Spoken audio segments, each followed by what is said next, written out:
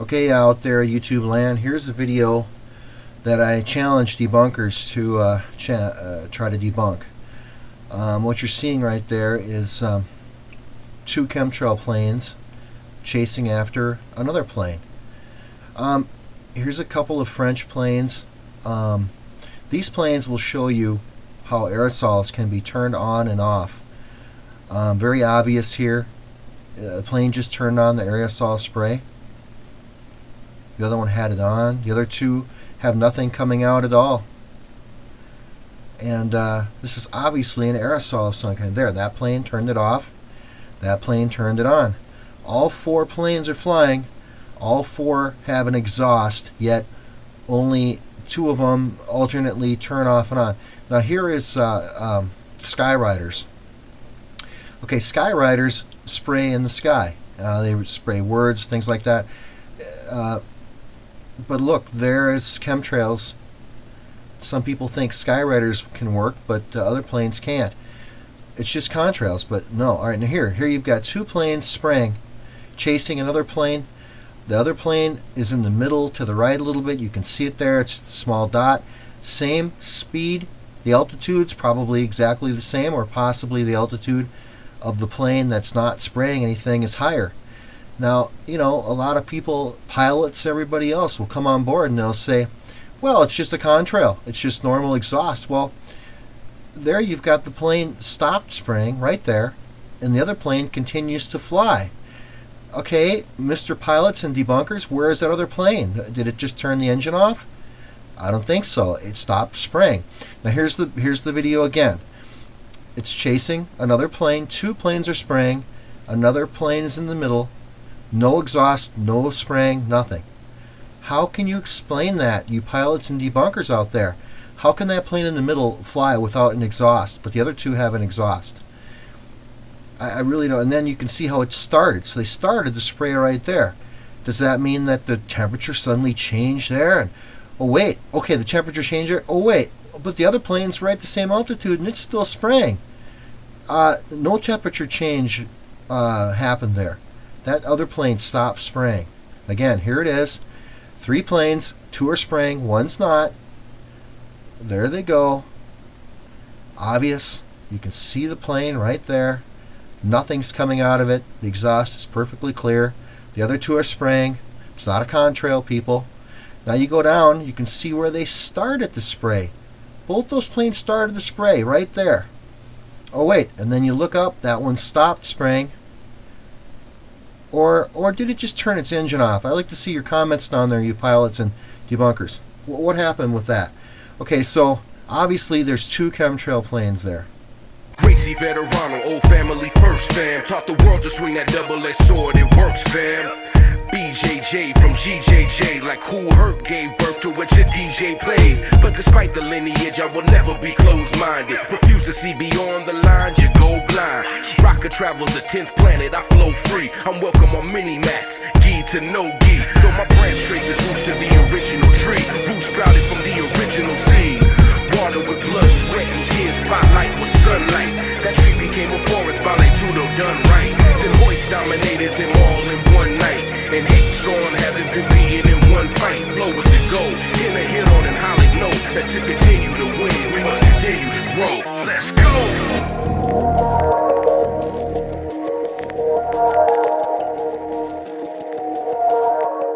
You Eddie's kids? I'm glad you're not my kids, because I'm not gonna pay no child support to you.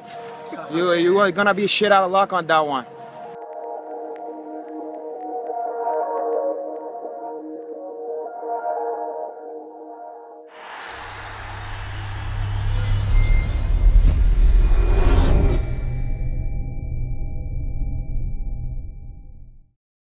I was a wrestler my whole life.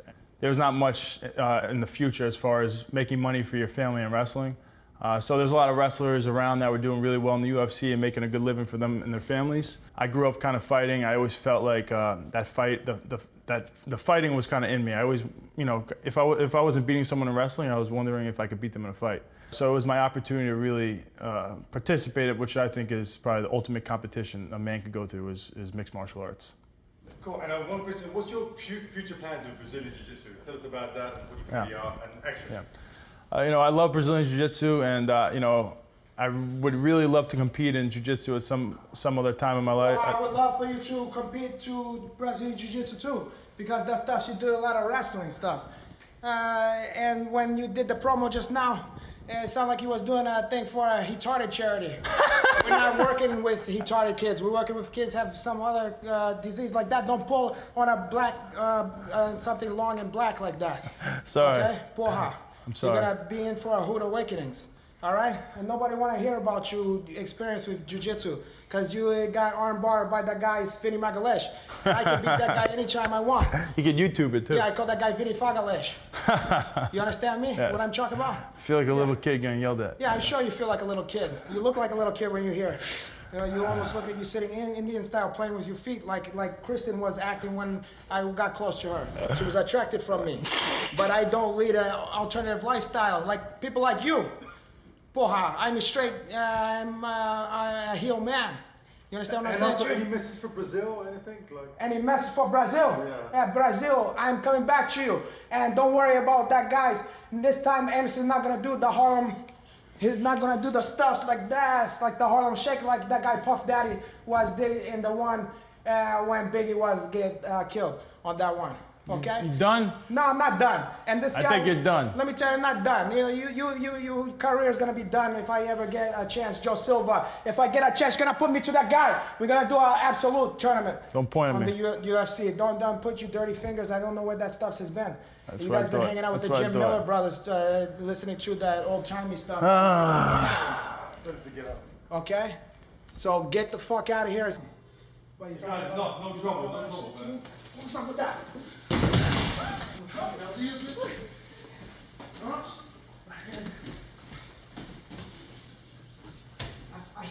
That's why we practice that stuff every day, my brother. How you like that? I'm gonna handcuff to you all the way to the home stretch. The fuck away from me, my brother. Porra caralho. That's the way we do on the regular. Okay? You let that guy Chris Weedman to do his stuff. It's not Hashoshana, and it's not his lucky day anymore. You see that? Chris, That's you okay, for Brazil. Chris? Don't worry about fucking Chris. He made his bed now. He gotta die in it. Porra caralho.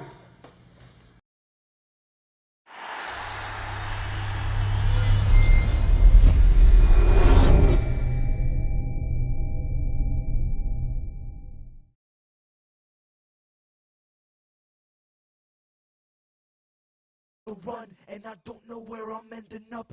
Trekking the globe makes it hard for me to stay in touch. I'm on the run cause I'm more than just the place I'm from. Taking control of my destiny is number one.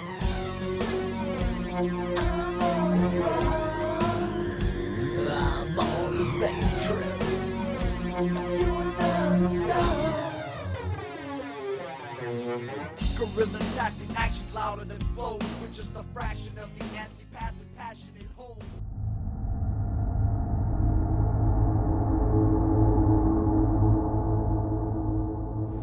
It's home.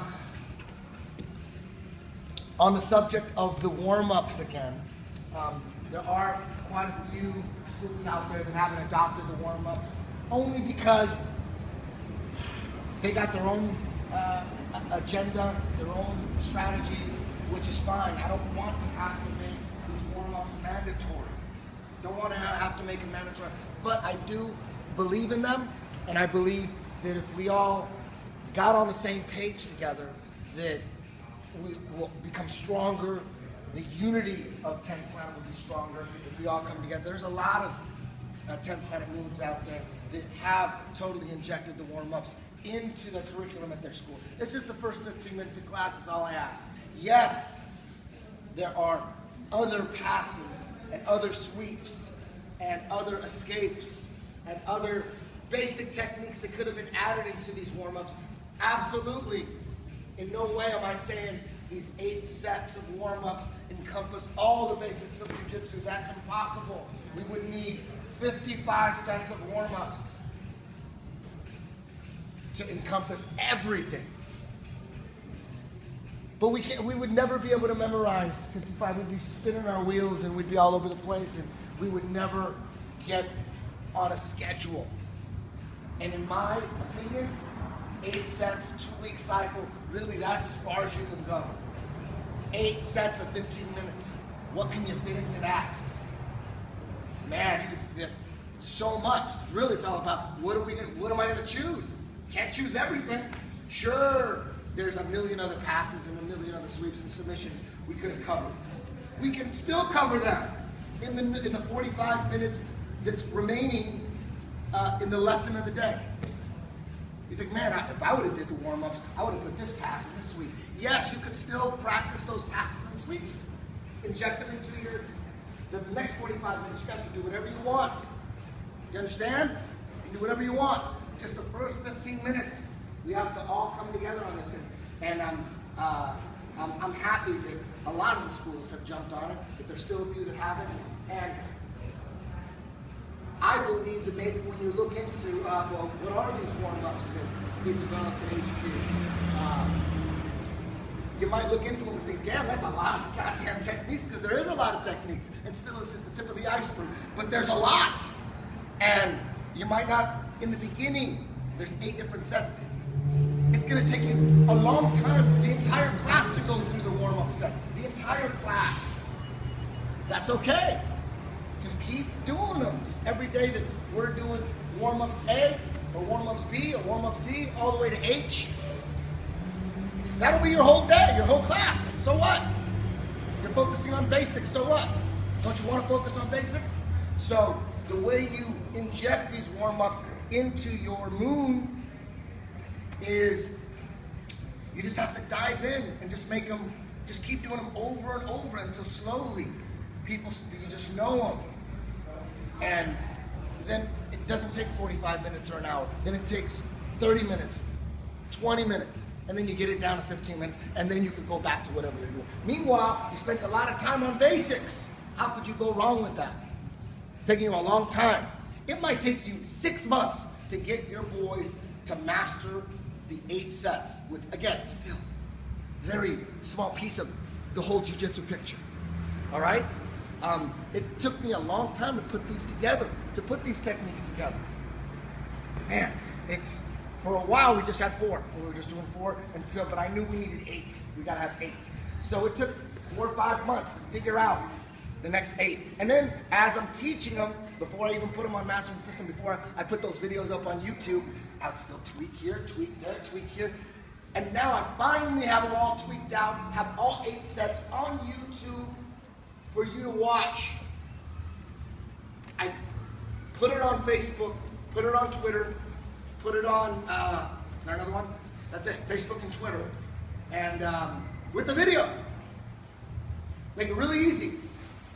Right there, boom, you want a class, what are the warm-ups? And the reason I'm doing this is so that, again, 8 warm-up, 8 sets is nearly not enough to cover all the basics. But I think I did a pretty good damn job. I did my best job. I did my best job at putting 8 sets together of some cool-ass jiu-jitsu that I think everyone will benefit from the most, in my opinion. And if there's some stuff that you think you should add it, you can still teach it. Okay? So again, to instill these warm-ups into your school, they're going to be the whole class. When I post up today's warm-ups at 10th Planet or warm-ups C, if you guys are just starting, that's your whole class. If it's boring or it's too easy or whatever, then damn, how did it take the whole class? You understand? Is this making sense? And we've been doing this, you know, it's the best idea I can come up with to add, to continue to keep doing what we're doing the last 10 years, is to really focus on a clinching style of jiu-jitsu that will translate to strikes. I think that's the coolest thing. Like, wouldn't you want your jiu-jitsu to be good when someone's trying to punch you? That's what I'm trying to do. That's what we're all trying to do. All around the world with 10 Planet, that's what we're trying to do. Maybe we suck at it, but we're trying. We're trying to address jiu-jitsu on the street, in MMA. What's the best sport on the planet? MMA. Don't you want to contribute to that? Of course you do. Don't you want your jiu-jitsu to translate into that arena as best as you can? Yes. Help us out. You got some ideas? You got some good shit? Show me. Show us. Send me a link. Send one of my boys a link. We'll analyze it. That's what we're trying to do. We're trying to come up with the best possible jiu-jitsu for when someone's trying to pound your face. What's wrong with that? Why is that so crazy to understand? That's what we're trying to do. Yes, no-gi grappling tournaments, submission-only tournaments, those are awesome. We're focused on that as well. But the number one goal, there's a few goals. The number one goal is to have the best jiu-jitsu for MMA. And the best jiu-jitsu for MMA means the best jiu-jitsu for the streets, really. If it's the best jiu-jitsu in MMA for the streets, wouldn't you want the best jiu-jitsu for MMA? You were gonna go fight someone on the street, you're gonna meet someone after school, he's talking shit, some bully. You'd want the best jiu-jitsu for MMA, of course. That's what we're trying to do here. So, we're trying to do that. We're going to keep doing that. We're going to keep focusing on what we've been doing. We've been spending a lot of time on offense, a lot of time on developing squeezes, developing stuff that's not even taught at other jiu-jitsu schools. The whole twister system, the whole rubber guard system, the whole lockdown half system, the whole quarter guard system, the whole deep hook transition and spider web system, the whole spider web philosophy and all that. That's not even taught at other jiu-jitsu schools. That's what we specialize in. And I want to keep specializing in that. All right? I want to keep specializing in that. But in order to really still hit the basics at the same time, we have to do a lot of memorization. We have to do katas for jiu-jitsu. That's what the warm-ups are about. If we memorize all those 8 sets, we memorize 8 sets of warm-ups that include 75% of basic no-gi jiu-jitsu, and then we have some cool-ass stuff too that I threw in there. Man, just that alone, you memorize just the warm-ups, just that's all you knew. But you knew it well, you'd be a bad motherfucker. That's it. Everything is included in the warm-ups, every part of the game. And if that's all you knew, that's all you did, you'd be pretty damn good.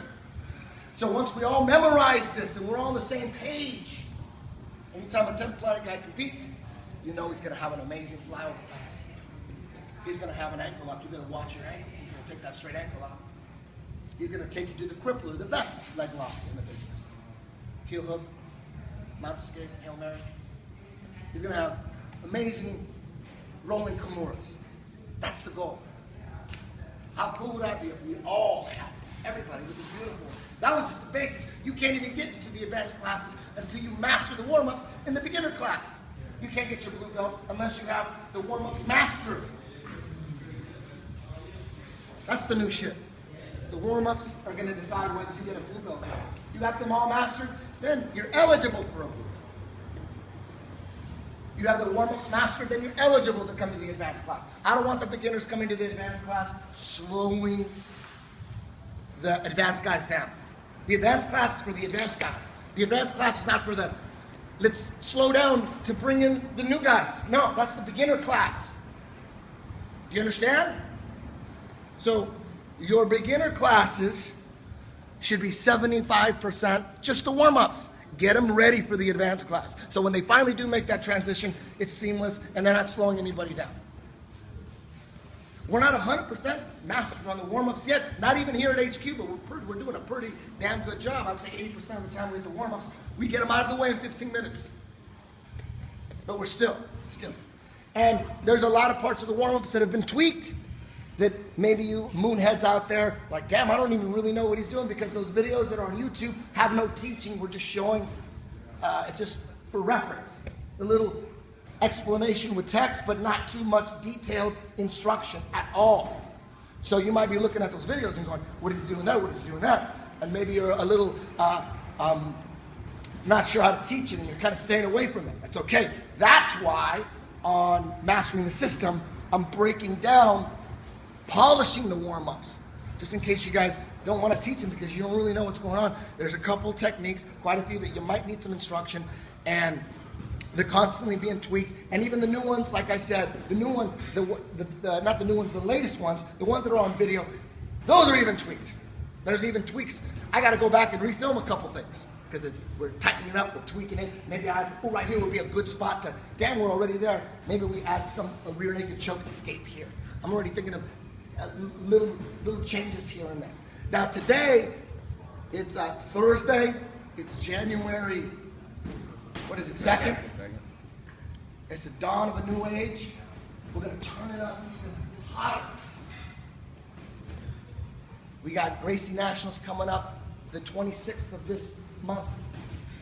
Those of you that are competing at the Gracie Nationals, like I told everyone a few nights ago, you should be practicing on your own. Find a partner, pick your 2 best sweeps, your 2 best passes, and your 2 best submissions, and just put a bunch of numbers in on that. Just that. You got Gracie Nationals coming up. No time to learn nothing new right now.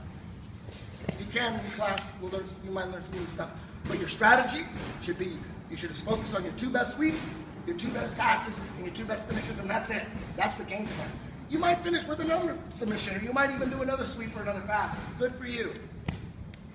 But we're gonna focus. You're gonna go in there with 2 really good sweeps, 2 really good passes, and 2 really good finishes, whatever they are. Those are I shouldn't even say really good, 2 of your best submissions, 2 of your best sweeps, and 2 of your best passes. Your best passes, your best sweeps, your best finishes. Not someone else's, or not some new stuff you want to take on. Does that make sense? The stuff that you're good at, you get even better at it. Until people are talking about those techniques, like, oh my God, I've been sitting sweep, it's amazing, no stops it. You still gotta keep practicing it. They ain't talking about it like that. It may be your best sweep, but you ain't lighting the world on fire with it. So the goal is to light the world on fire with it. At least your little world in here. Does that make sense? I'd like for you to share with the people how difficult it was to promote Brazilian Jiu-Jitsu. Like when you first, like in the late 80s and the garage days, those stories. When we arrived here, we did not have the internet. Computer was something that was a green screen and just dark screen and green letters, but not much in image. And everything was done paper-wise. In Kung Fu, Karate, all the other styles were already established by being in the movie. People used to see the movies and relate it to, oh, I want to do karate. I see a karate move, I see a Kung Fu move, I want to go and do that. Right. Jiu-Jitsu did not have anything with that exposure. And me and my brothers, we end up going to, we have our garage, which we end up turning our garage into mat. It was our original first school in Redondo Beach. We're going to school to learn how to speak English, and in that English learning process, we're meeting people, and we invited them to come to our house. Hey, come on, let me show you Jiu-Jitsu. And then he liked it so much that he called his friend, which called another friend, and suddenly have a group of 10, 15 guys 3 days a week in our garage. Was that the intention already to start a school, or was this you were just sharing both Brazilian and the Brazilian Jiu-Jitsu culture? You know, when we came here, I was the last brother actually to arrive in U.S. One of my brothers, Higan, came here in U.S. with the only idea to learn how to speak English and have a chance to train wrestling. Back this time, Horion Gracie was already here with a jiu-jitsu school in his garage. Then he heard that Higan was here, he invited Higan. Then Higan said, okay, in my spare time, I'm gonna be teaching and training wrestling. But that time, before anything, jiu-jitsu was already, his school was already successful in his garage. My brother Higan had no time to teach, to go to train wrestling, anything. Then he called my older brother in Brazil, Carlos, said, hey, come on down here. And back then, jiu-jitsu in Brazil was kind of a flat, not much happening. Right. And my brother Carlos said, okay, let's go and I'll spend some time there and we'll see. Then he brought my younger brother with him. Then suddenly now we have 3 brothers here. And grew so much. And they have a situation that they end up leaving the school. And they learn English, they train wrestling, they're about to go back to Brazil. But all the students that they taught jiu-jitsu came to them and said, hey, I want to still train under you guys. Right. They bought the mats and took to my brother's house.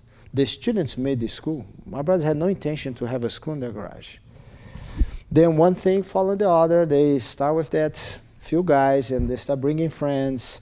We start learning English, going to the high schools, and we met a wrestling coach. He sent all his wrestler students into our class. We used to go to the wrestling class. And suddenly, before UFC came along, we have, I don't know, more than 100 students. But we have the difficulty to be accepted in the martial arts community because a lot of other people felt as a threatening point. And on our view, it wasn't a threat, it was just the other side that most people don't train, that's on the ground. Everybody was exceptional standing, but whenever they go to the ground, they're not sure what to do. And we knew what to do. And we visit a lot of schools to try to bring the other half. Hey, we have this. Right. But a lot of instructors, like, they felt threatening. Oh, it's a business. And I said, no, we just want to add. We're not competing with you. None of them invited us. Same thing happened with our cousin, then Horror, and he ended up creating that show, the UFC, which, when they put on national TV, weak guy, skinny guy, looks like a chess player, right, going there, fighting and choking everybody and doing what he did, and it's, I mean, the image it said it all. And after that, a lot of people started searching, looking for us, looking for Jiu-Jitsu, and from that point on, we see where we are today.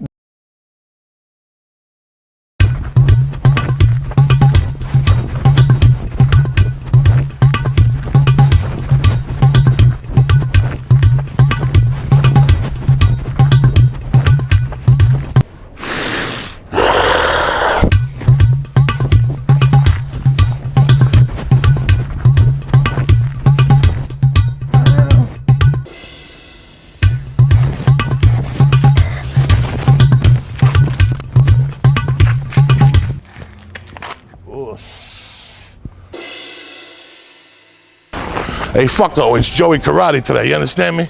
And you're here for the UFC Minute. A lot of people see me in the medical marijuana reports.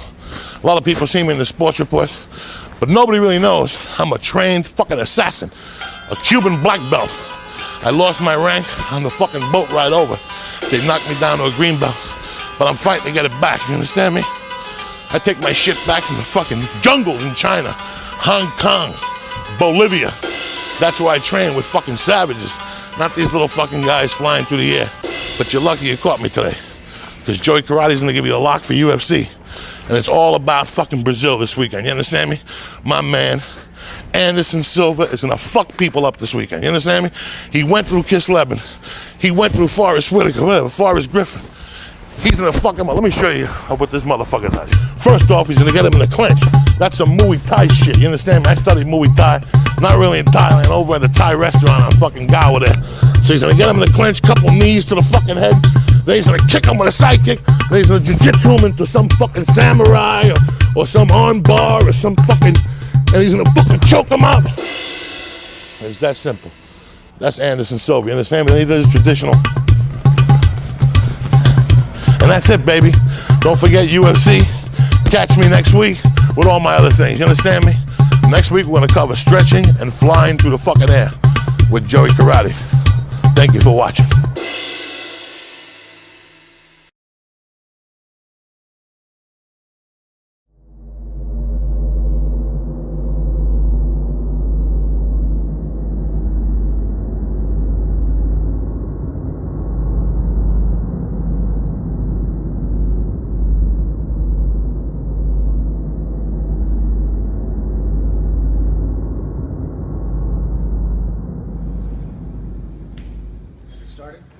Are the seconds going off? Yes.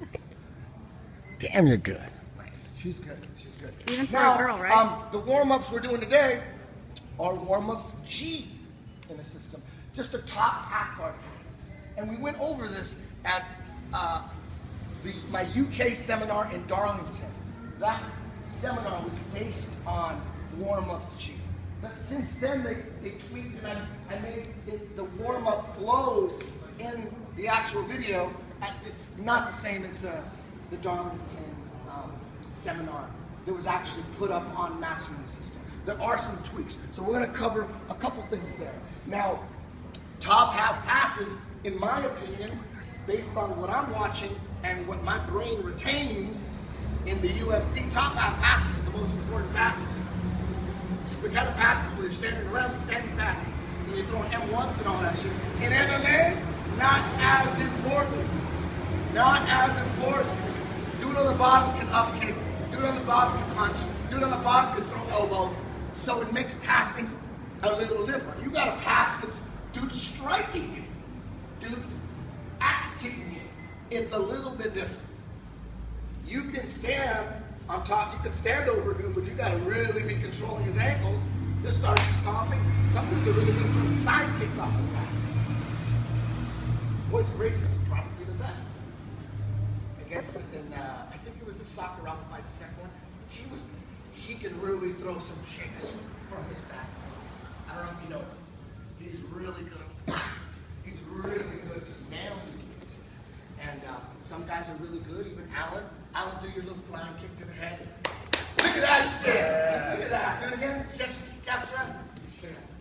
Boom! That's what I'm talking about. On cue, baby. That right there, that's going to be a basic technique in 5 years. That's nothing. Right, everyone should promote that. Right? Why wouldn't you want that in your system? Boom, you're on your ass and you come up and head kick him. Can you imagine if you knock someone out with that? Don't do that. But top half passing is crucial because the bottom guy, in no-gi grappling, the bottom guy can just put a shield up. And he doesn't really have to worry about strikes. So it's a different vibe here. No punches, you can play this. Some guys even play this. Boom, but here. Now when there's punches, this is very dangerous for me. It's very dangerous. I'm holding him up here so you can really throw down here. So I'm gonna want to get the guy in top half here. So the guy on top, it's gonna be easy. Again, in no-gi grappling, hard to get top half, hard to get here. Unless the guy challenges you and has a knockdown. Generally, guys just want to do this. They don't want to let the guy get top half. But when there's punches, they're going to let you get top half. And if you have this underhook here, this is a very common position in MMA. Probably the most common. The biggest, I wouldn't say mistake I see from guys is in MMA, if you can get the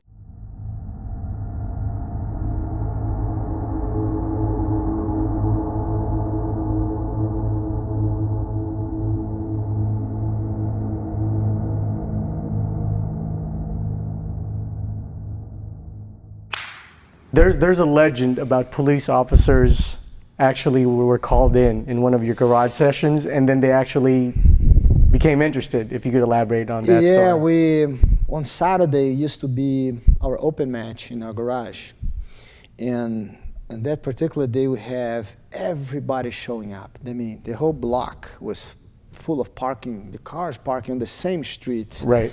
But that was early in the morning, 9 o'clock. And the whole neighborhood was like, is there going on a party already this early or something? It's so many people. Somebody called the police, and when everybody was training, because the place was kind of small, we had people standing outside the garage looking into the train. Whenever it's their turn, they come in. The other people has to step out. Then it's a police car arriving, and the officers looking like, what's happening here? Then as we explain to them what it is, they say, hey, I want to come back next Saturday and try. And he just told us to make sure you guys spread the cars out through the neighborhood, don't park everybody on the same street. He came in and became our student. Then he brought another officer. And I'm sure today Jiu-Jitsu is part of the police makeup and training. They know they have to train on the ground. So now we've emphasized to people out there that it wasn't that easy to promote jiu-jitsu, where it was treated as the ground fighting portion of the school. Yeah. Now, let's fast forward quite a bit towards Abu Dhabi. When did your gi to no gi matriculation happen, and why did it happen? What a lot of people missed was on the beginning of our school in US, we had no jiu-jitsu tournament. Correct. We were in search of something that works the ground.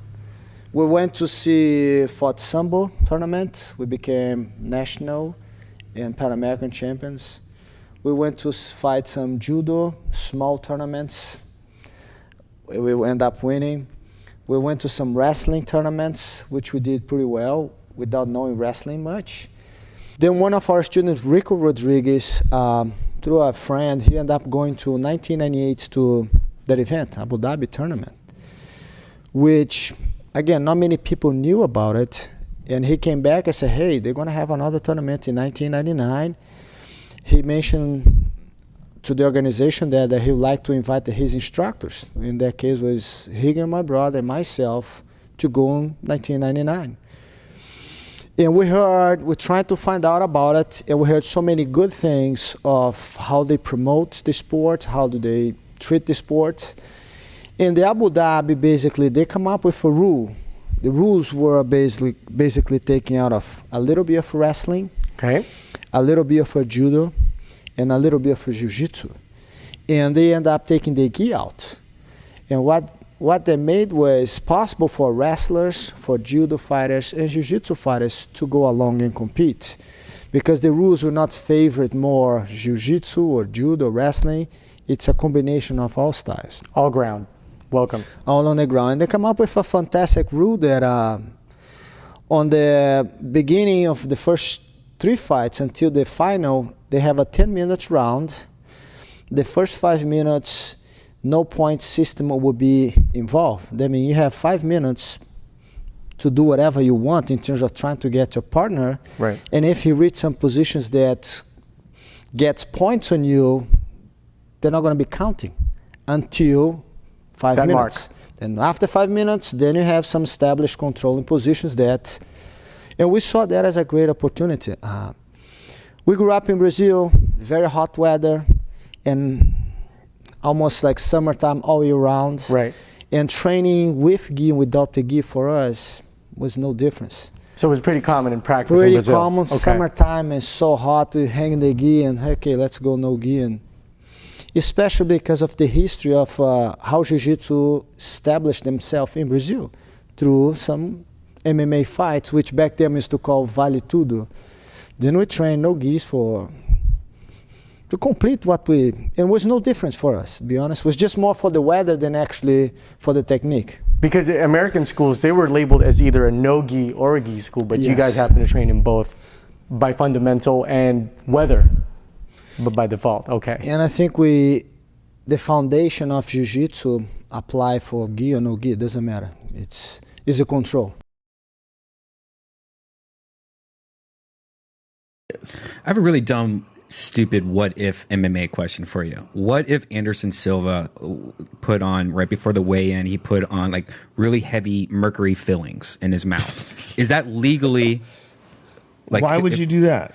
Just so he could make weight without actually being... The fuck out of here. No, I mean, but legally, could he do that? You know how big those fillings you'd have to be putting? No, I mean, if he had like that is one... the ultimate O'Brien moment. No, like if he had mercury teeth, like fillings are all around. Think they weigh? I don't know, but one little piece weighs a lot. And he only needs to make, what, 15 pounds, 20 pounds? And if he had all mercury in his mouth, like fillings... All right, first of all, silly. Is this a real question? Of course, it's not a real. Well, no. I mean, like, would it be legal? Would it be legal though? If like, you had lead in your head. If because it would be a filling. If he had mercury fillings. Look, no one could stop you from taking a big lead pipe and stuffing it up your ass to make weight. So if you could so why don't they do pound that? Of lead up your ass, because nobody wants to get heavier; they want to be lighter. No, but if somebody like that doesn't want to put on the, I guess so. What are you talking about? All right. Brian, you're confusing the shit out of me because you're posing this as if it's a real question. No, I just first of all, you legally. can't have mercury in your fucking mouth. It's poisonous. No, like why not say? First of all, if you had enough weight in your mouth to actually make you heavier, your fucking head wouldn't be able to move right. It would take you a year to get used to the new dynamics. Well, of the way you would your take it body out moves. right after weigh-in. At night, How could you take it out? Why are you answering him, Joe Rogan? What the fuck is wrong with you? Someday you're gonna shoot this fucking kid, and the cops are gonna come, and you're gonna go, "I shot him," and they're gonna go, "We heard the podcast. We're gonna hear the shooting and put another fucking bullet in him." Why are you answering him? No, but I didn't know. Shut up for fucking mercury. I didn't know, shut up, so it wouldn't be legal.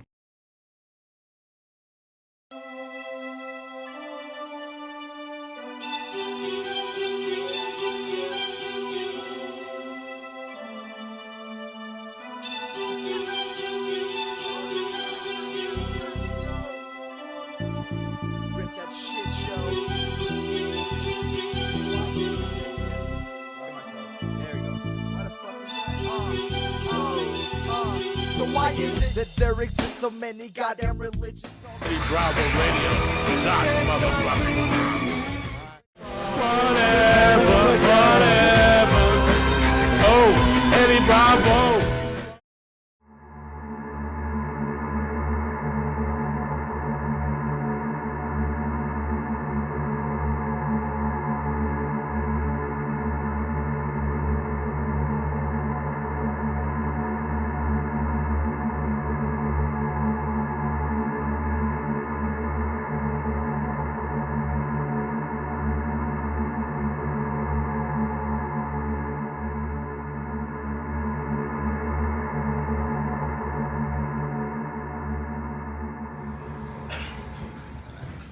Now, the next one, second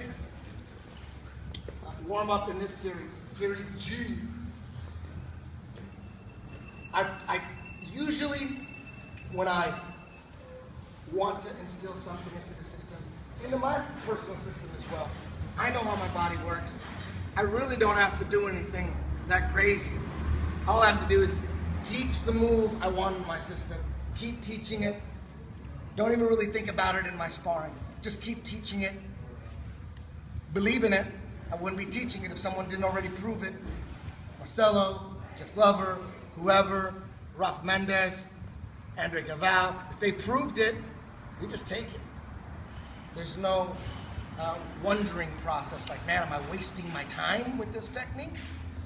If someone's killing with the technique, you could have it in your own personal arsenal. All you gotta do is practice it. And why wouldn't you? If you could press a button that gave you all of Rafa Mendes techniques, you'd press it. Why would you not press it if you could press it? Same thing for all the top guys. You press all their buttons. You can press all their buttons. You just gotta practice. It takes a while to fully depress. All right, so this is one move that I instilled into the warm-ups because it's a sister of the no-hand pass. It's the Dominator where you have double underhooks. And this is something that I've seen over the years. Big Brazilians like doing this. From top half, they'll take underhooks. Rodrigo Renari, I think that's his name.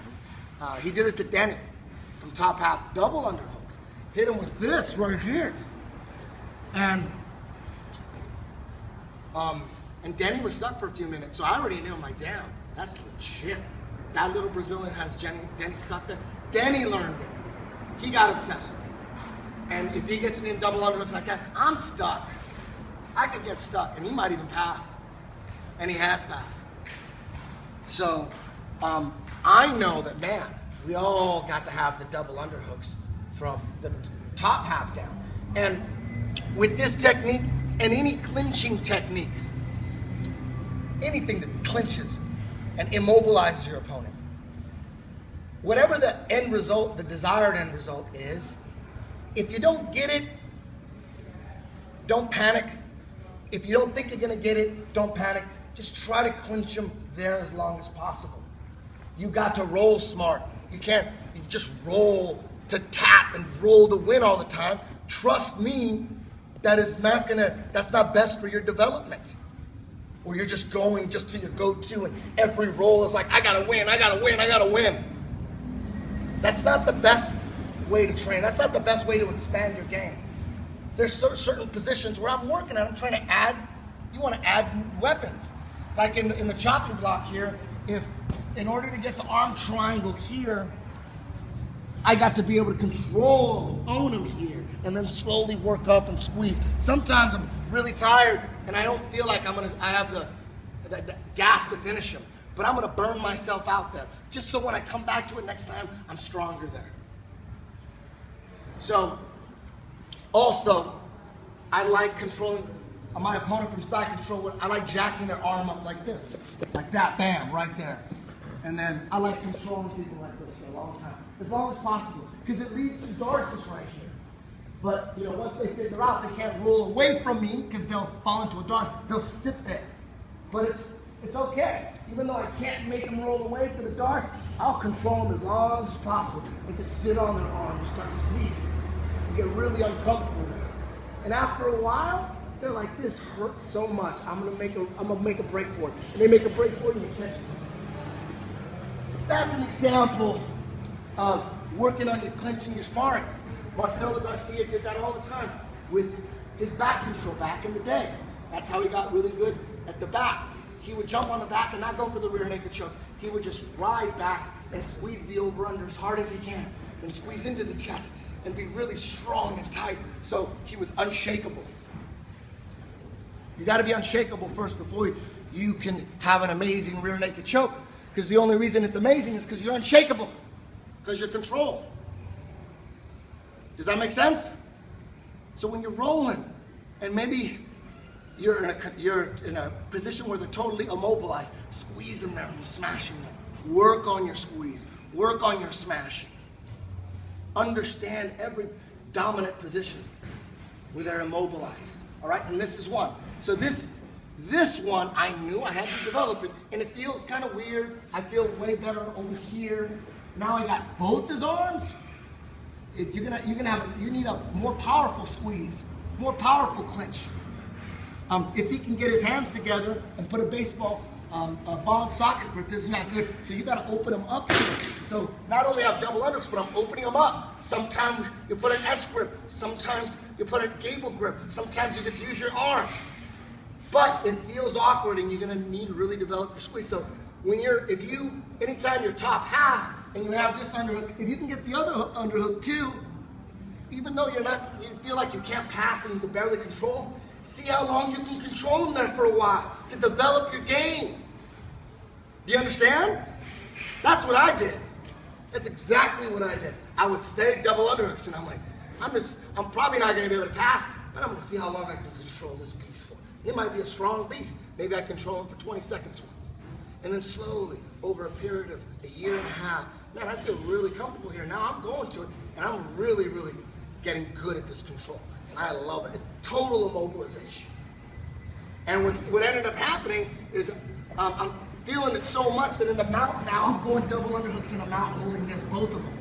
If I can get them both, and then I go feet on the hips here, I'm controlling them here, and then it's over. I never thought I'd be able to go double underhooks in the mount before, but you can. If they're 100% T-Rex, you can. But they're not 100% T-Rex all the time. You got one underhook, just check that arm, boom, and now you've got them jacked up. And now they're immobilized. All right, so this is something, it's huge. Your top half, he has nothing. Because if I had an arm here, his right arm,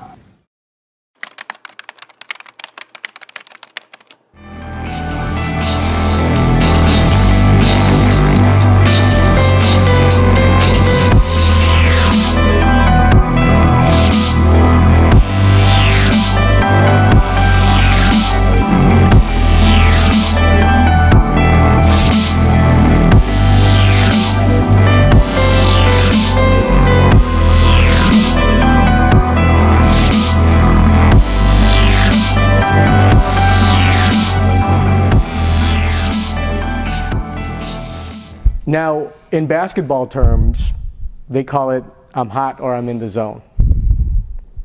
After your first two rear naked chokes, which is now your signature, what were you going through physically at that point and mentally? Were you saying, like, I'm going to get everyone in a rear naked choke, or what was going through your mind at that point?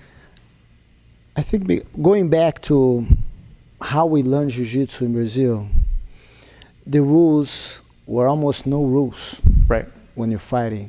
And we always learned in our school back then that we want to get the choke, or we want to get the arm, we want to go to the finish. That was something that established how good you are. Evidently, have matches that both fighters are very equal, but back then you see both guys trying to go and get something out of that, or choke or an armbar or something. Going to the Abu Dhabi just felt would be a great opportunity, and that's how I fight. And that's how I teach my students to fight. And that's I still do the game that I learned from my school in a little bit before 80s. And going there in Abu Dhabi, evidently fighting people from different countries. They are the best of their country. Doesn't mean they're all on the same level. And I just figured that out, going there, I did something that I do every day in my school and ended up being fantastic. And I just felt that that tournament in 1999, I would not change anything on my preparation or how I did, because it was 4 matches, 4 submissions in less than, I guess, 4 or 5 minutes. Less than 20 minutes, you end up winning 4 matches, basically. And it wasn't a surprise for me. It was the way I trained for, but it was great. I think it was, people end up seeing a style which is, it's not my style, it's just how we train and we fight jiu-jitsu. Everyone has a lineage and tree where they come from. So you are a end result of Rickson Gracie's tree trunk, and you are a branch that comes from the previous Gracie lineage. What differentiates your teaching method from the other Brazilian Jiu-Jitsu schools? What do you feel? I think it's more than Jiu-Jitsu itself, what the way I learned and the impact Jiu-Jitsu creates on my life was that believe in yourself, evidently, self-esteem. You have some good days, some bad days, but that will not stop you to go back and try it again, train harder until you accomplish what you want. More important for me than just get a student gets good in Jiu-Jitsu is for him to succeed. I want him to, if he's feeling he's not happy, and the thing is, he'll get in shape, he'll be a much better person, because Jiu-Jitsu will put him in situations that I always explain then, you compare exactly how you go in your life. You have some days, you have some people that put you down, you have to get your head up, keep moving, keep reaching for your dream, keep doing what you believe you're gonna get. Don't ever let anybody say that you cannot. You can do whatever you want. All you need is to believe in yourself. And Jiu-Jitsu for me is an excuse to make that touch in people. That's how I learn. It's not like my brothers' schools are the same thing. Everywhere you go in our lineage of learning, the Jiu-Jitsu is the easiest part. To make someone good fighter, that's easy. But to make someone good person, a champion outside the match, that's our challenge. And that's what the lineage of my learning and my family wants to pass on. When I interview Brazilian Jiu-Jitsu black belts, I won't tell you yet what their answer is, but what do you feel, which belt matriculation is the hardest? Is it blue from purple, purple to brown, or brown to black?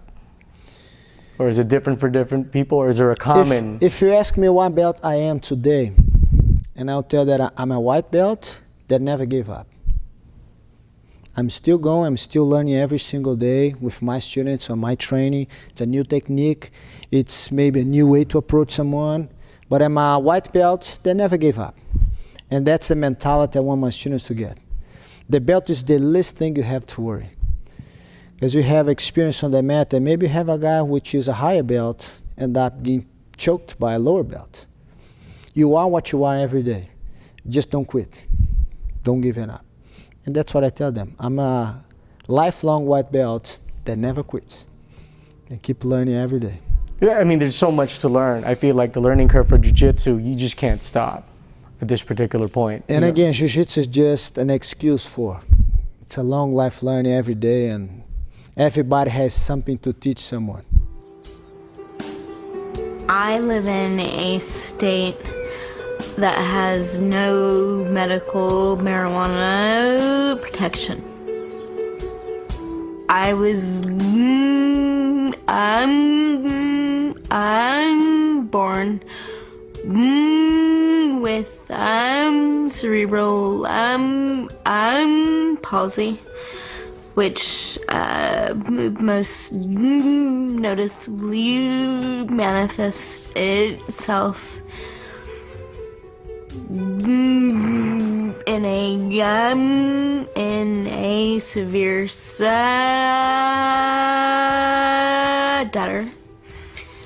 and the right side of my body is much noticeably weaker than my left. I have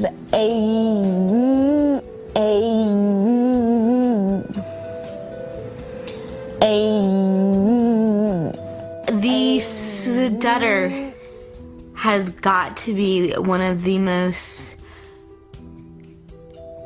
stigmatizing disabilities invented by God. It's very humiliating. My right arm is always very painfully tense.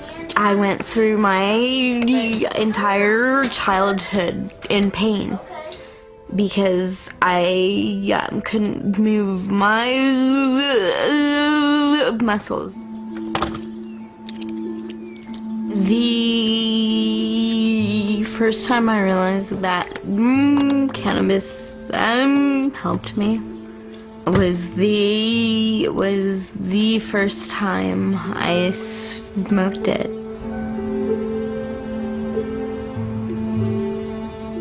It's been 3 days since I smoked. I am hoping to find something in Kansas City. I smoke to be the mother my children deserve because they're really cool kids.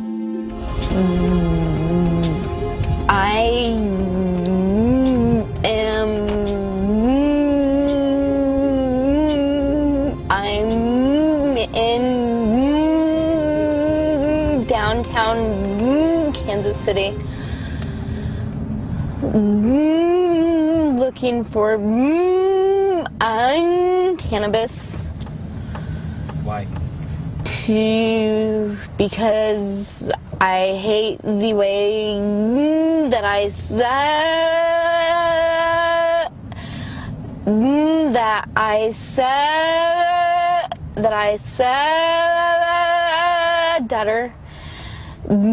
and it's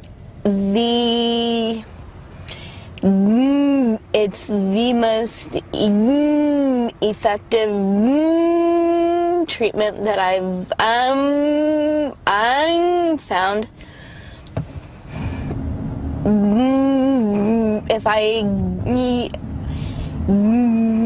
If I were to get busted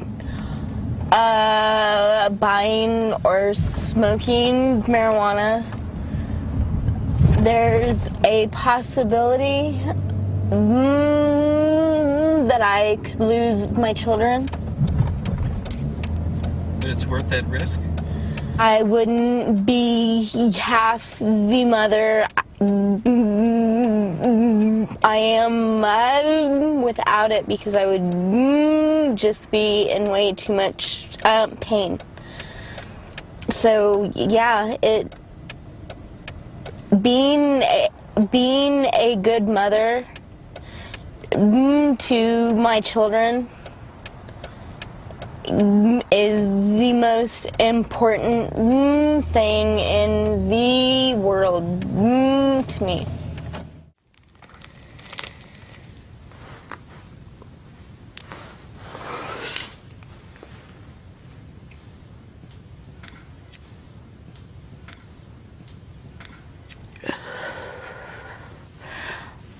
After about the third hit is when I began to feel the tension dissipate.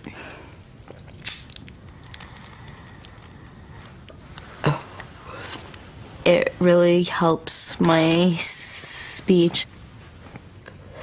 I feel much calmer, much less rushed, and I feel like I can control the muscles that I couldn't control before I smoked. It's kind of nice. I don't make as many funny faces.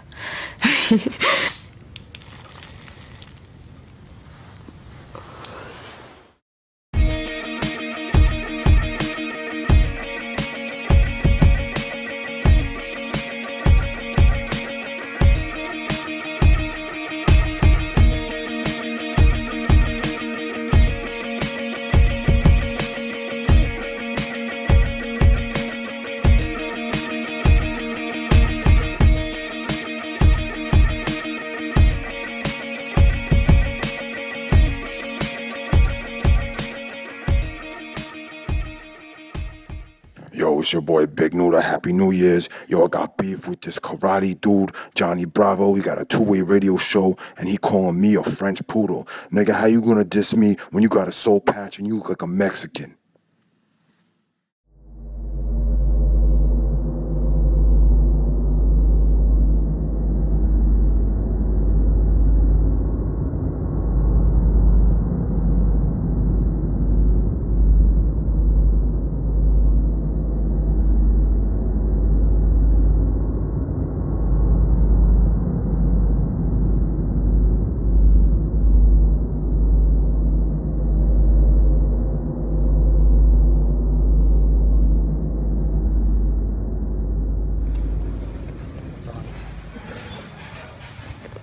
Now the third one,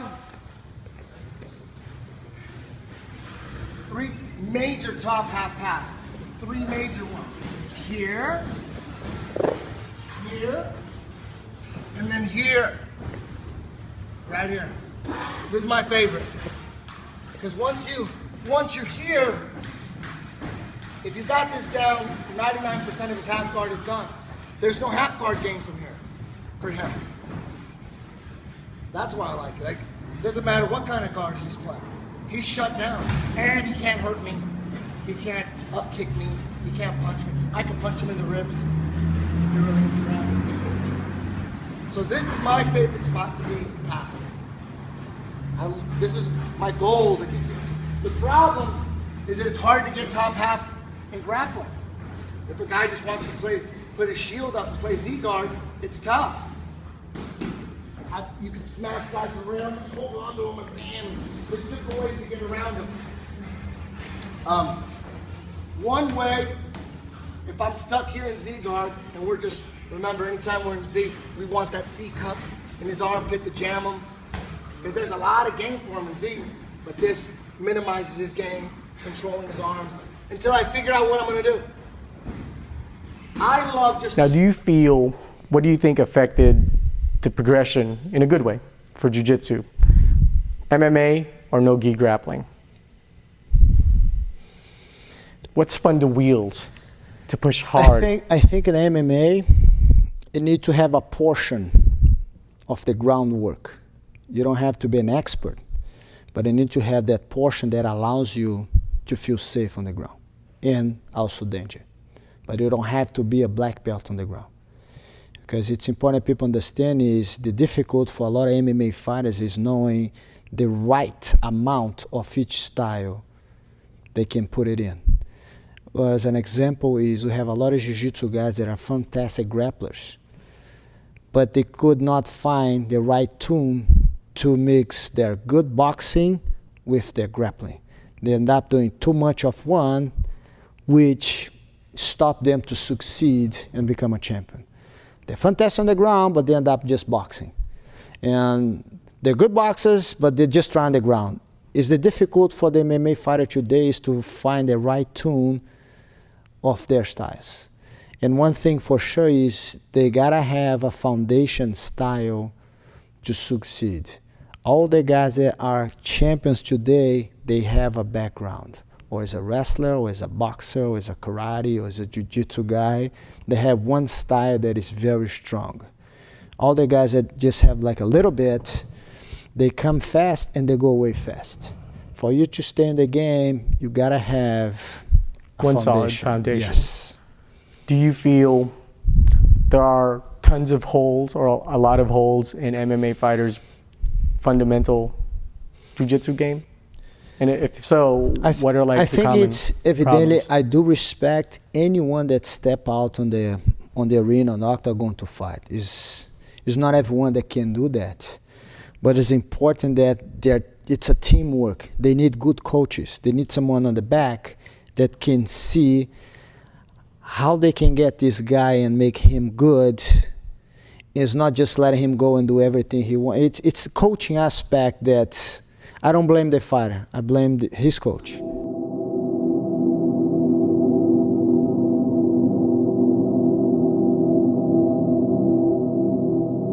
Jacob. Hey, let go of the DJ. It's not there, man. Come. Awesome.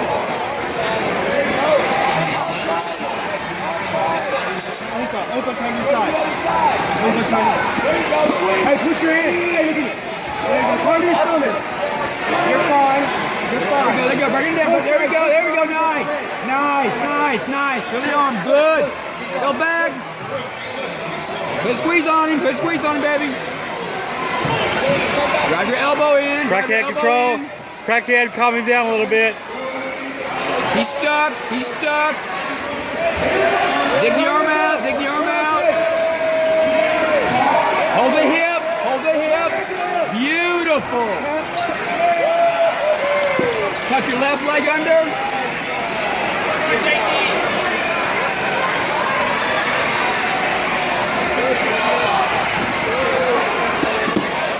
There we go. Already in there. Beautiful.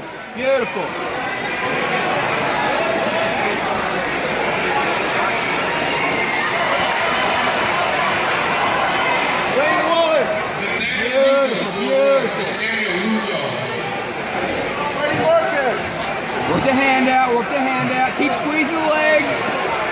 There we go.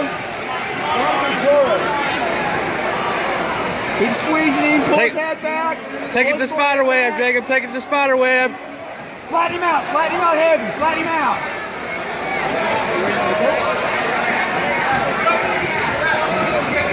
There we go. Dig, pull.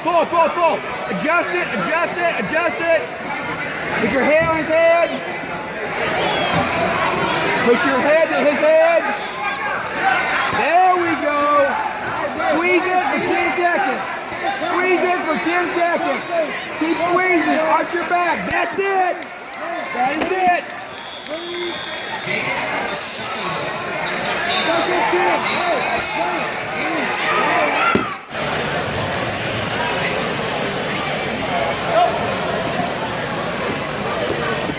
There we go.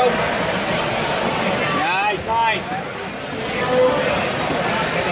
Beautiful. Hold it. 10 seconds. Put a squeeze on it. Thank you very much.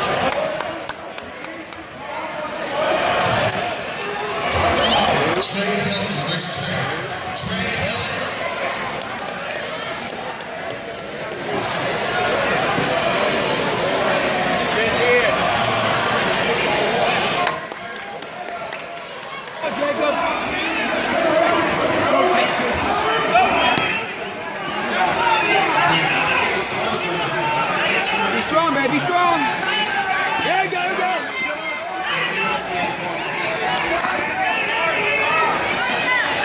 you go. There we go. Squeeze him. Tighten it up. Beautiful. Go back. There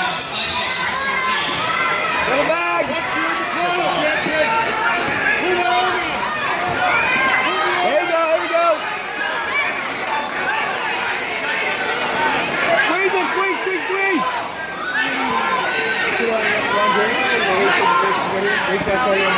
There we go. Single. Spin. Go. Get up. Pass. There we go. That's it. Yes, baby. Hip bump sweep. There we go. That's it. That's what we hit. Straight jacket. Hug me tight. Inward pressure on the knee. Straight jacket, Jacob. That's it. Inward pressure. Push your hip with your hand. Push it here with your hand. That's it. Jackson, gotta do something. Hold him tight. Hold him tight, Tyson. Hold him tight.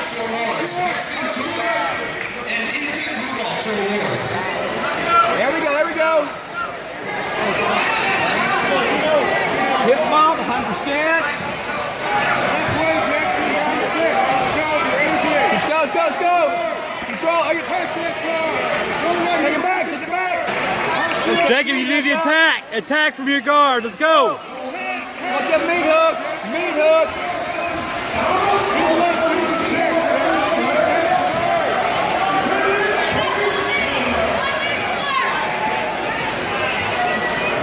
Which one's chesty?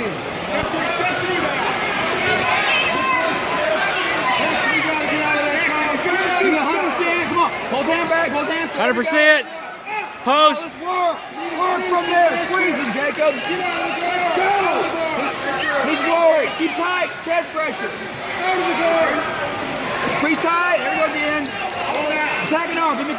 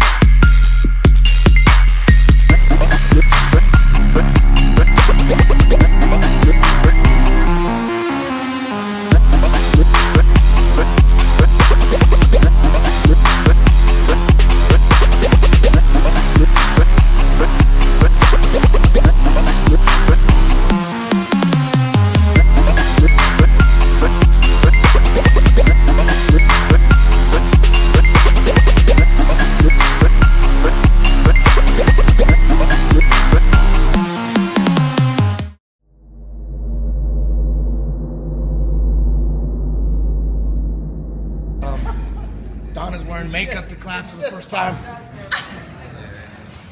It's discombobulating. Okay, I'm sorry. This one here, it's related to the second warm-up, that Hail Mary heel hook. You can't practice that Hail Mary heel hook enough. And if that's all you did, if you had flexible legs and that's all you did was go after that leg, overhook it from, you can get it from any position. If I'm here, like if he just gives me this leg, I can just grab it from here and start working it from here. I don't really teach that because there's so much to teach, and I don't want my guys just jumping on legs all the time. I'd rather have, that's a good thing, but you get too leg lock happy from open guard here, then you're not working on your passing. I would say get the passing down beautifully. And if you can't pass and you try hard, then you go for the toe holds and you go for the leg locks. But not until you tried really hard to pass. If you want what's best for you, you want to develop into the best jiu-jitsu player you possibly can, in my opinion, and this, I would say most jiu-jitsu black belts hold the same opinion.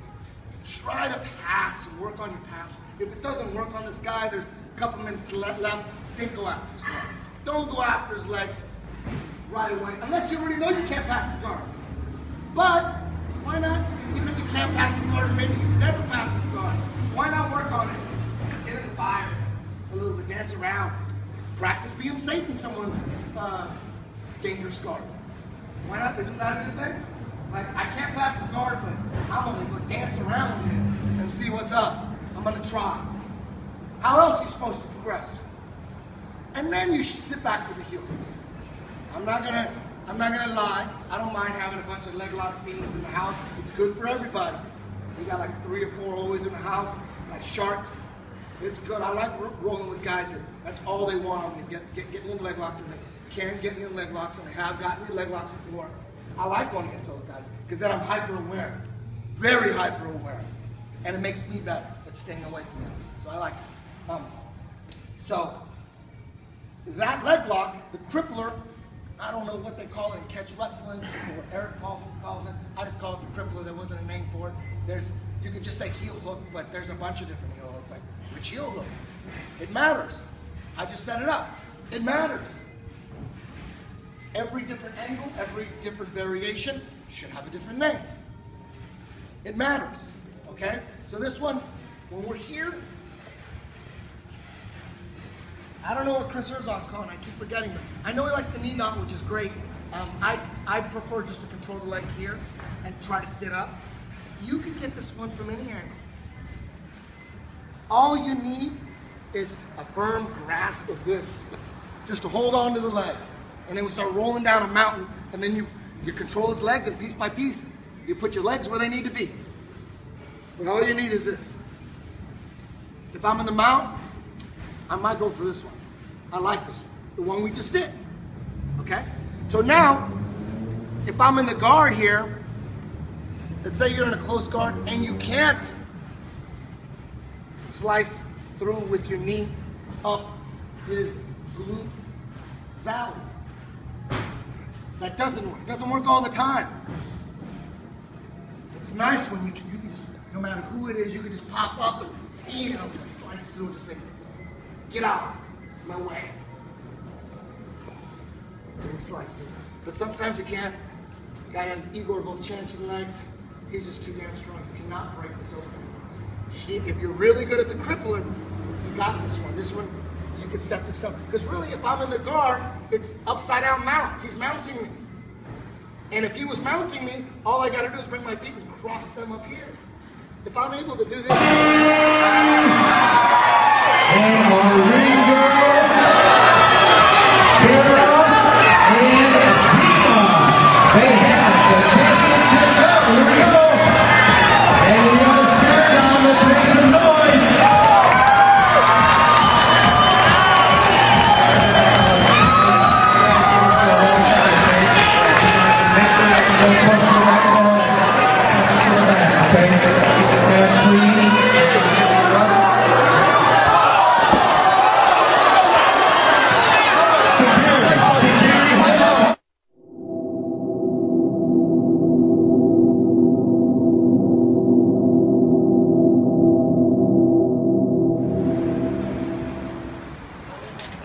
I smell some weed up in this motherfucker. Oh shit. Oh shit. Here we are, Merry Christmas. 10th Planet, the Church of What's Happening Now. This is like when all the bands broke up. Small world, Mr. Bravo. Merry Christmas. Peace Oh out. shit. I mean, say this one Hey, Bravo. Oh shit. Oh shit. Oh shit. This is it, baby. Christmas night grudge match at the Lemley. This is our own fucking premiere. No photographers, no fake motherfuckers, just us dropping it like Batman and Robin. You understand me? Fuck it. What's happening? Everything all right over here? You want some of this? We're here. We got reefer, you got reefer. You know how we do it here. I grew up on motherfucking Soul Train. Come on over, baby. I grew up on Soul Train. You gotta share something with these black people. You know what I'm saying? Just, the fuck. We got Mexicans here. We got everybody. Water boxes here. That was my shit. What's up with you, baby? You're looking good these days. Not so bad yourself. I know. You're looking good. You're like the singer from Chris Cornell. The singer from Chris Cornell. The singer from Chris Cornell. That's the ghost singer. And that's a drummer from Smashing I can't remember that guy's name. No, that's the guitar player. James Kid Rock. Rock. Kid Rock. We got everybody here. That is Kid Rock. Oh shit. And this is Alanis Morissette. That's my girl. Mexican Alanis Morissette. And you're a Cuban exile. Probably. Yeah. Yeah. Jordan Lee's in the fucking house. That's my wife, Eddie. I want you to meet her. It's my wife, Marie. Hey, it's Eddie. Hi. You guys have happy babies yet? Oh, yeah. Okay. Dad and wife, mama Filipino, right? Mm-hmm. Right? We have one and one. What's up, man? You see that shit? What's up, man? I was proud when you took the weed almost done. No. You guys didn't come prepared, did you? I see a bunch of little joints. Wait, how many edibles do you have, Lee? One. Every time I see you, I'm the most fucked up in my entire life. I don't know what it is. Because he gives me edibles. I told people for 20 years. Only when you were on the phone the other day, I was sitting there passing out. I was like stroking the wall. Every time he brings me to you. Oh my god. Is this Oh, I don't want to. You don't want it? I don't. Thank you very much. You're the man, but edibles just. They don't work with you, man? They're just too strong, man. Oh shit! Salami in the house. Yeah. Oh shit! Nice. So now it's like bong hits for me. I love them. I could do 10 fucking bong hits with ice cubes in them as soon as I wake up in the morning. I blink an eye with a cup of coffee with fucking some stevia in it. I'll fuck you up. You put some stevia in that shit. What's stevia? Fuck yeah, whatever it is. Stevia. Hey, do we need to go buy tickets or what? No, we got tickets. I got some tickets in there. Oh, you already got tickets for us? I got 4. You got 4. I got 4. Yeah, I don't know. I didn't know who needed it. I didn't know. You know, You got one for me? Or do I? Yeah, need I to buy got one for you. What's okay, up? okay, let's do it. Let's do it. Lakers. How you doing, man? Lakers win? You know, I was hoping they fucking. Jesus fucking Christ! You want the Lakers to do something, but they really are done. You know, We're not gonna do anything without Kobe. What's that? Kirby's out, so it's Yeah, tough. it's. Look at this fucking horse meat. This guy making fucking Mexican dishes up there. Mexicans don't even know about it. Fucking people. Owned by McDonald's, and everybody's jumping up and down like you're gonna live forever.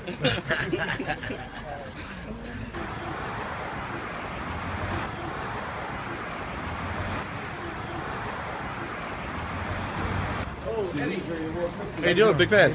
Thank you.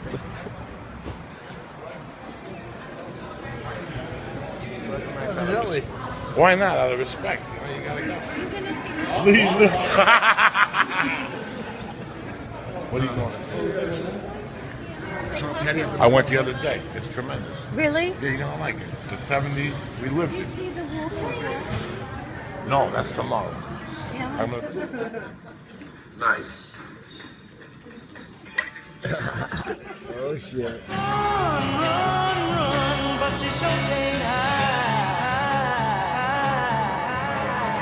Where you going, you're not coming back from.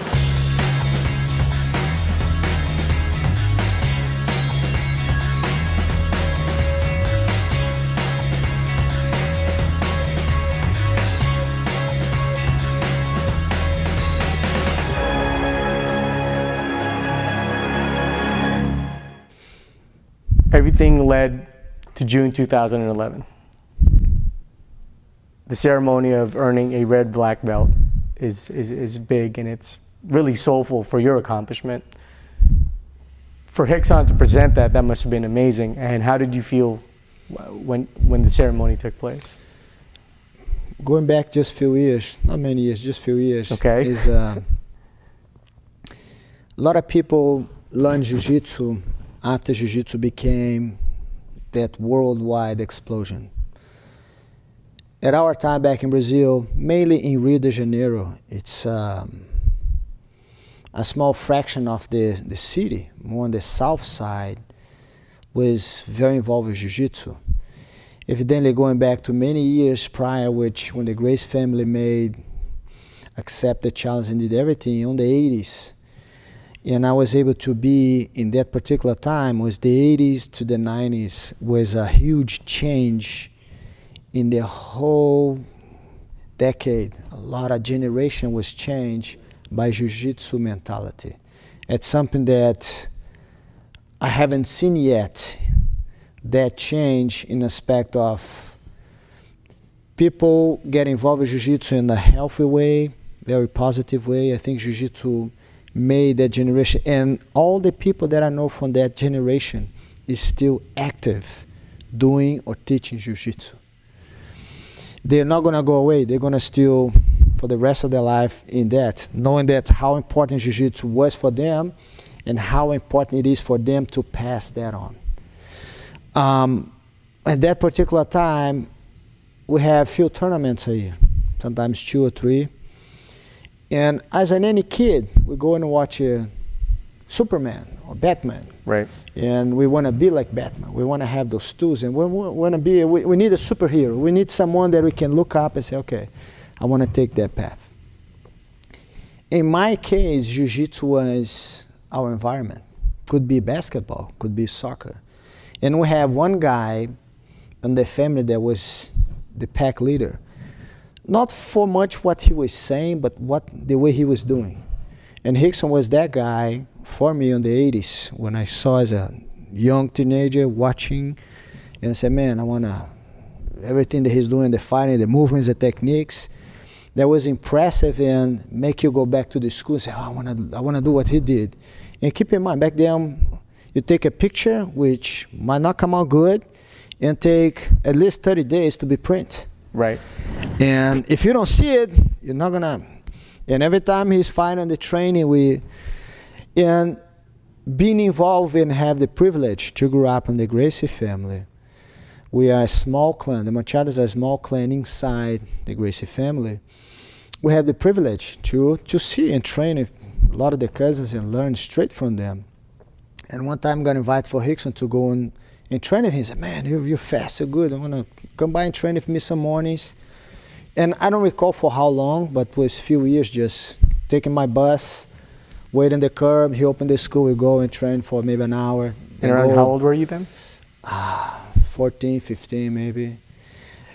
For me, was the vision I have of Jiu-Jitsu was one thing, and after I start training, learning from him was another thing. You have, in all sports, you have hockey before Wayne Gretzky and after Wayne Gretzky. You have basketball before Michael Jordan and after Michael Jordan. Well, you have recently one. You have golf before Tiger Woods and golf after Tiger Woods. Now you have, in my time, was you have the Jiu-Jitsu before Rickson, then you have the Jiu-Jitsu after Rickson. And for me, he was that guy in the same caliber of all those guys for learning and someone that you follow the steps. It was the superhero of my teenager time. Oh, he was a cool guy in a way, very simple. His simplicity, I always shake your hand, smile, knows your name, know who you are. He's a cousin, it makes fun. It was something that it did change and impact my life a lot. Come back to America here, we have a huge organization that is doing a great job, making Jiu-Jitsu very popular. Then I don't recall exactly how the conversation started, but one of my friends mentioned that, how long have you been black belt? And I think that almost 26 years as black belt. And he said, do you know that when you're 25 years by the organization in Brazil, you should be awarded as a black and red belt if you're still active and not competing but teaching involved with the sport. Right. I said, no, I didn't know that. Then on the following week at the tournament, Rickson was there, his son, Kron was about to get ready for a fight, and saw each other and started talking to each other. And I have a little ID from the organization that for my students to compete, I have to be a member, which says black belt, 2 stripes. I don't think they did that because anyone, for you to have students under you, have to be 2 stripes. They sent me a paper that I fill up some time ago, ask who gave you a black belt, and I put my black belt was the president of the organization. It's been a lot of years, probably before you born. They never replied back or anything, which doesn't make any difference to me. But then Rickson saw that, I said, 2 years, how long have you been black belt? It's going to be 26 years.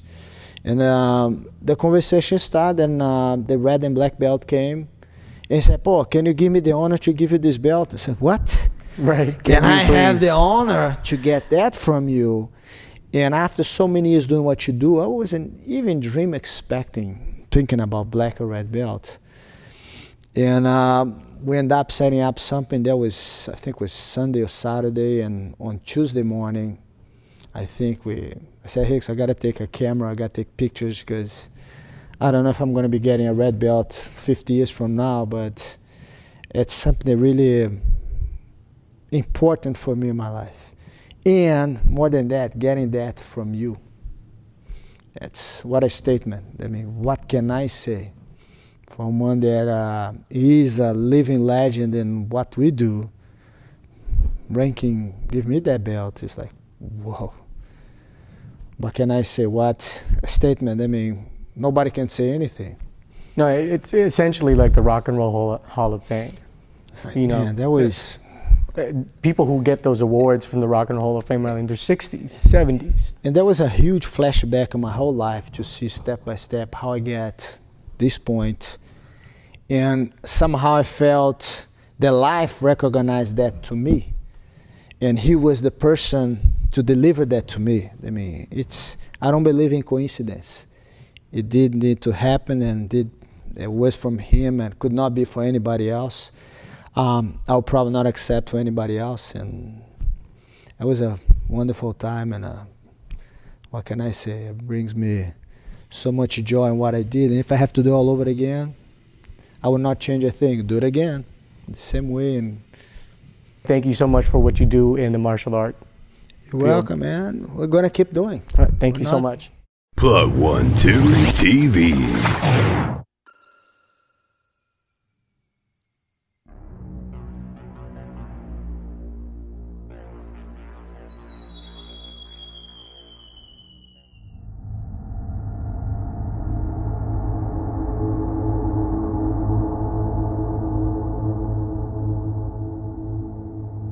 From 10th Planet Boulder here with Connor Hune. Going to be showing a transition to X-Guard from De La Hiva. So starting my deep De La Hiva hook, wrist control, ankle control, foot on the hip. Going for my reverse grip, using my left leg to pendulum around, keeping pressure with my right leg on his hip. I swing in, I'm pushing inward, pushing downward, pulling his leg here. Notice how he stumbled, that's because of this pressure here. Reaching for the ankle, lifting my hips, taking the sweep, and passing. One more time. De La Hiva here. Reverse grip, pendulum, keep pressure. Extend, pass. X-Guard transition from De La Hiva. 10th Planet Boulder.